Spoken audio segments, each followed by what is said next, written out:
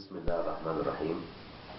محدثكم خالد عبدالحميد محمد، معلم أول ألف مادة العلوم، استكمالا لبرنامج تطوير التعليم.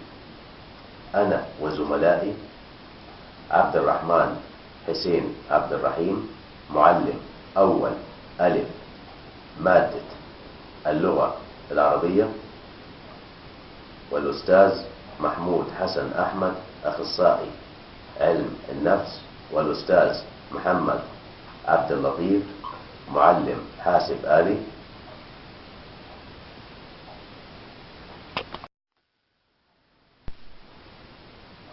سوف نستكمل موضوع التعليم المصري. الطلاب في المراحل المختلفة يوجد داخل الفصل الواحد طلاب ذات مستوى جيد، وطلاب ذات مستوى متوسط، وطلاب لا تعرف حتى حروف الهجاء. كيف نطلب من المعلم أن يدخل هذا الفصل ويشرح الدرس؟ كيف لأي معلم أن يشرح داخل هذا الفصل وهذا الترتيب الكوميدي للطلاب؟ هل يشرح ويراعي الطلاب المتميزون، أم يشرح ويراعي الطلاب ذات المستوى المتوسط، أم يراعي الطلاب ذات المستوى الضعيف، أم يقوم بعمل تشكيلة يراعي من خلالها الطلاب المتميزون وذات المستوى المتوسط والطلاب الضعيفة، أم يشرح حروف الهجاء ويترك مادته الدراسية؟ ماذا تفعل لو كنت مكان هذا المعلم؟ سؤال للسادة المستشارين داخل وزارة التربية والتعليم. كيف يتم تقسيم الطلاب؟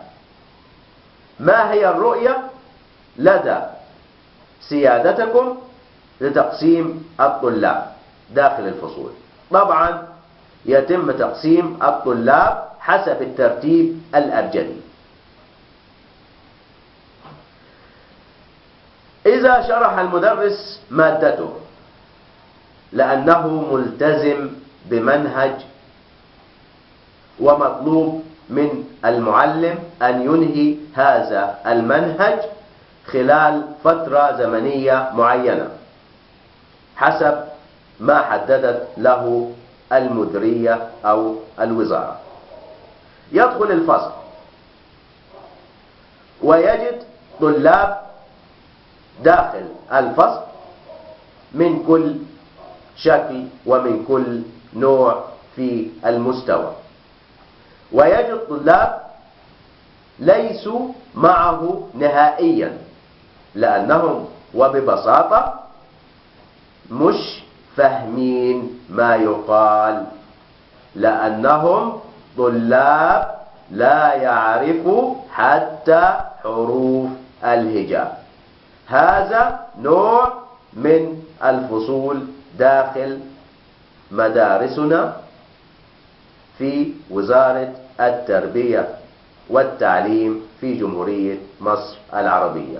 طلاب أو فصول بها من كل فيلم أغنية، طلاب مستوى متميز، وطلاب متوسطة، وطلاب ضعيفة، وطلاب لا تعرف حروف الهجاء. والمعلم المسكين مطلوب منه أن يدخل مثل هذه الفصول وأن يشرح لهم. كيف يشرح المعلم داخل مثل هذا الترتيب الكوميدي، تهريج، هذا شغل تهريج. نتحدث عن نوع آخر من الفصول. فصل طلابه جميعهم ذات مستوى ضعيف، أو فصل طلابه جميعهم لا يعرفوا حروف الهجاء. كيف يشرح المعلم داخل هذا الفصل؟ كيف يعطي المعلم مادته الدراسية لهذا النوع من الفصول؟ هل يقوم بعملية تمثيلية يظهر نفسه انه بيشرح وان الطلاب قدامه بيفهموا، ام ان المعلم يقوم بتأدية واجبه ويريح ضميره ويبرئ ذمته أمام الله وهو يعلم كل العلم أنه لا يوجد طالب واحد داخل الفصل فاهم كلمة واحدة؟ ليه؟ لأن الطلاب دون المستوى، طلاب لا تعرف حروف الهجاء. كيف تفهم الدرس؟ كيف تفهم درس في الرياضة أو في العلوم أو في الدراسات أو في اللغة العربية؟ في الفصل الطلاب هل تشارك المعلم العملية التمثيلية؟ تستمع للمعلم وهي لا تفهم أي كلمة مما يقال؟ إيه المطلوب من الطلاب دي؟ هل تجلس في أدب؟ الطالب مش فاهم، هل يحكي مع زميله؟ يعمل ايه الطالب بالظبط؟ طالب مش فاهم، المدرس بيشرح وهو مش فاهم، ايه المطلوب؟ يعمل ايه الطالب؟ يشارك المعلم في التمثيلية الهزلية؟ ولو شارك المعلم هيشاركوا ايه؟ حصة ولا 2 ولا كام حصة؟ هل هذا التعليم ما يولدش داخل الفصول طلبة بلطجية؟ الطالب مش فاهم والطالب المدرس بيشرح له وهو مش فاهم ولا كلمة من كلام المعلم، هل هذا الطالب مش هيتحول إلى بلطجي؟ سؤال: يا مستشارين الوزارة، ينفع أن نضع داخل فصل واحد طلاب من أولى وثانية وثالثة إعدادي داخل فصل واحد ونطلب من المعلم أن يشرح لهم درس للصف الثالث الإعدادي؟ ممكن يفهموه؟ ممكن توافقوا؟ ممكن حد يوافق إن احنا نجيبه فصل ونضع فيه طلاب أولى إعدادي وثانية إعدادي وثالثة إعدادي ويدخل المعلم يشرح ليهم درس في الصف أو في منهج الصف الثالث الإعدادي؟ ينفع؟ طبعا لا. هل ممكن معاليكم أو سيادتكم توافقوا بهذا الكلام؟ طبعا لا. وطبعا السادة المستشارين سوف يقولوا روايات وقصص وحكايات توضح ليه الكلام ده ما ينفعش. ما ينفعش يبقى فيه فصل داخل الفصل طلبة من أولى إعدادي وثانية إعدادي وثالثة إعدادي، ما ينفعش. أمال ليه ينفع يبقى فصل في ثالثة إعدادي به طلاب متميزة وطلاب مستوى متوسط وطلاب ضعيفة وطلاب لا تعرف حروف الهجاء؟ ليه؟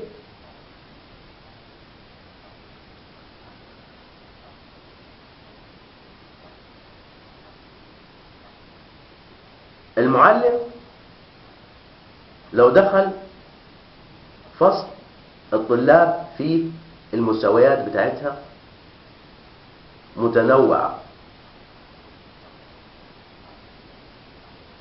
هل ذلك يساعد المعلم على أداء حصة جيدة؟ حل هذا الكلام سهل وبسيط. يجب أن تقسم الطلاب داخل الفصول وفي المراحل التعليمية المختلفة حسب المستوى، وهذا التقسيم سوف يكون في صالح الطالب، لأن لما يكون طلبة متميزون مع بعض في صالحهم، الطلبة لما يكونوا مستواهم متوسط مع بعض في صالحهم، الطلبة لما تكون ضعيفة مع بعض برضه هذا في صالح الطالب، الطلبة لو ما تعرفش حروف الهجاء مع بعض برضه هذا في صالح الطالب، وهيكون في صالح المعلم وفي صالح العملية التعليمية. بس ليه الوزارة مش بتقسم بهذا الأسلوب؟ لأن لو قسمت الطلاب حسب المستوى هيجدوا أن الطلاب الشطار يعدوا على الأصابع، والطلاب التي لا تعرف حروف الهجاء لا عدد لهم، وطلاب كثيرة جدا، وهتتكشف الوزارة وهيتكشف المستوى المتدني من التعليم. فالوزارة المحترمة عاوزة تظهر هي ومديرياتها وإداراتها بأن التعليم مستتب والأمن 100 والحالة المعنوية للطلاب مرتفعة والحالة المعنوية للمعلمين مرتفعة والتعليم يسير في خطى جيدة، فوضع الطلاب حسب التقسيم أو حسب الحروف الأبجدية، خلطين الطلاب أبو قرش مع أبو قرشين، والطلاب المستوى الجيد مع المستوى الضعيف مع المستوى الضعيف جدا مع الطلاب التي لا تعرف عن حروف الهجاء شيء، عشان الخيبة بتاعت التعليم المصري ما تظهرش. وفي الآخر لا يسعني إلا أن أقول لكم السلام عليكم، ونستكمل الحديث في حلقة أخرى.